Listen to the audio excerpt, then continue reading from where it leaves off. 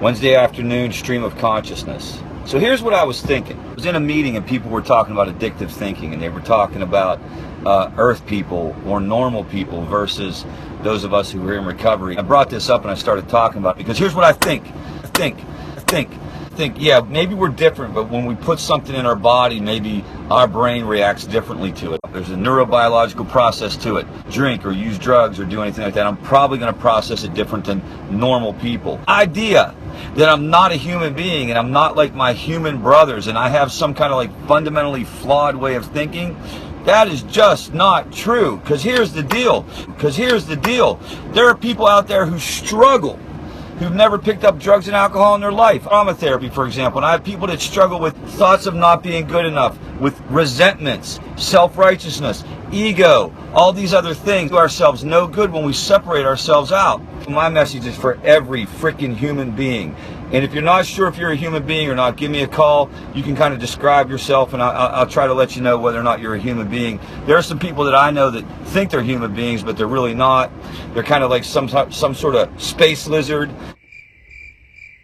you know, from another planet. But for the most part, all of you out there listening are humans.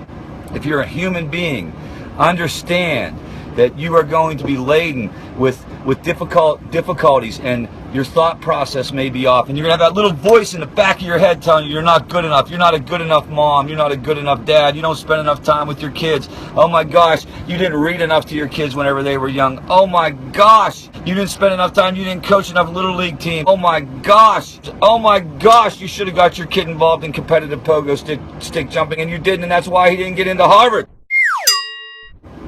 And even if you don't have kids, you're going to have all these other thoughts. Oh, I'm an imposter. They're going to figure me out at work. Oh my gosh, I'm really a fake. Oh my gosh.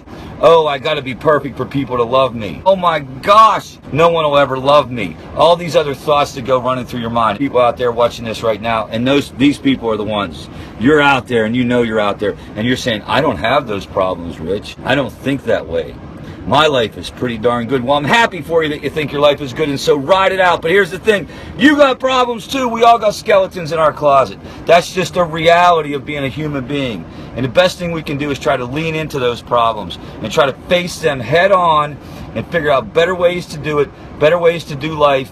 And we don't need to hide behind this facade that the world tells us. Remember, they tell us we got to be perfect, we got to look perfect, we got to drive the right car, we got to do the right thing. You know why they tell us that? So that we feel like shit and we go buy stuff. Simple. But remember, it's all false. False.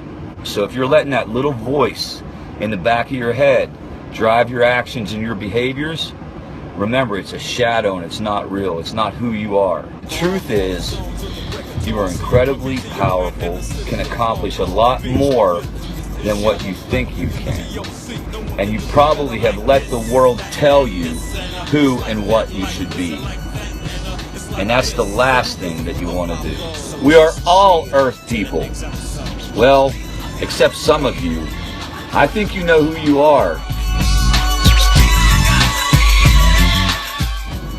You freaking lizards, aliens, you're out there.